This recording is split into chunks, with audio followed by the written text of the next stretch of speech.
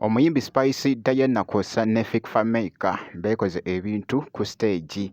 Abagambye n'abagamba nti eno sitooko mpya, eno laavu mpya muganda wange, kibadde kikambwe.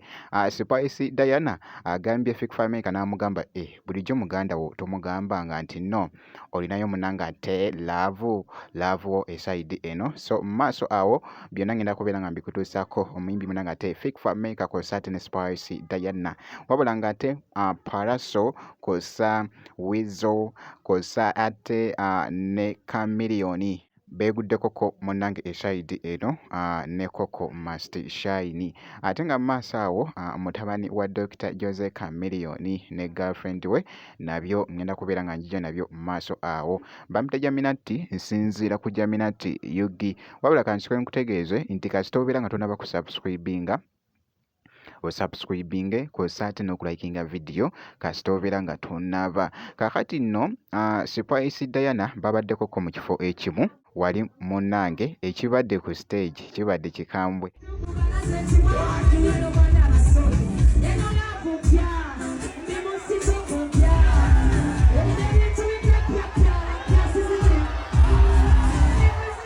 Spice Diana akakasiza n'agamba nti nno eno sitooko mpya, eno laavu mpya.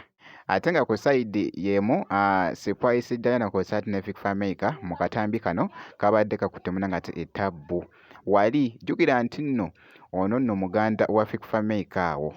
Ekibadde munnange awo mu katambi, Spice agambye Fiki n'amugamba bulijjo tomugamba ng'omwana, bulijjo omwana tomutegeezanga. Wabula bannaye Spice Diana taggwayo.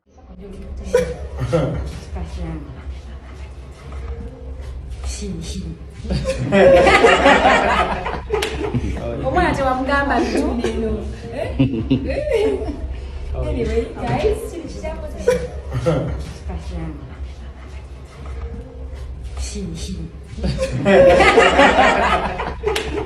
omwana tewamugamba neno. Anyway, guys, eside eyo. So sigenda kubeera nga ndwawo awo, wabula kankwongereyokko Dr. Jose Chameleone bali mu kulya munanga ate life kw'ossa ate ne Pallaso. Let me see your hands up. If you don't give a fuck about the internet, let me see your motherfucking hands. Mu katambi kano akabadde kakutte akati wali ku mukutu munanga ate ogwa TikTok.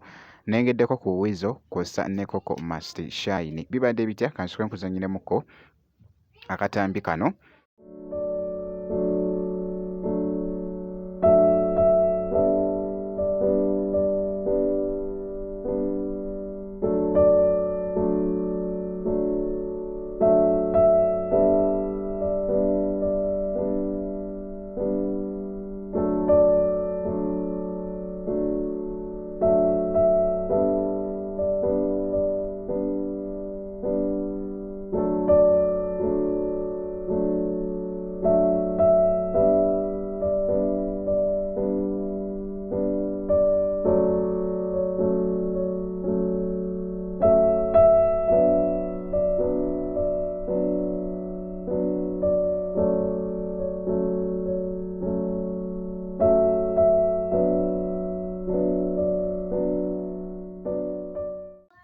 Webityo munnanga ate webitambudde mu katambi ako Dr. Jose Chameleone babadde beeguddekoko nkugambye abooluganda eside awo bita tebyatika.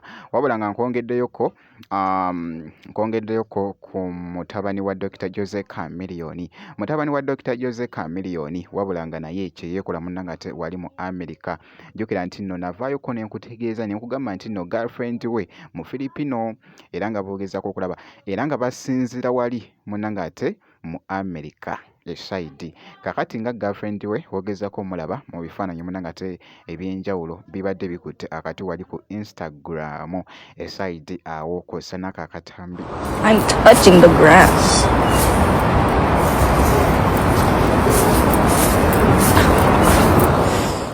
Bannange Abba Makasi yeekoze ebintu.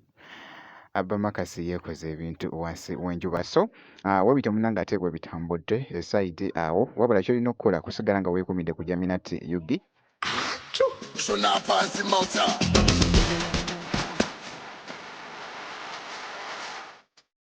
nja kubeera nga nkuwa ebinaafaayo muna ng'ate ku Abba Marcus kw'ossa ate ne girlfriend we ngenda kubeera nga nkomawo ku maaso awo n'ebirala.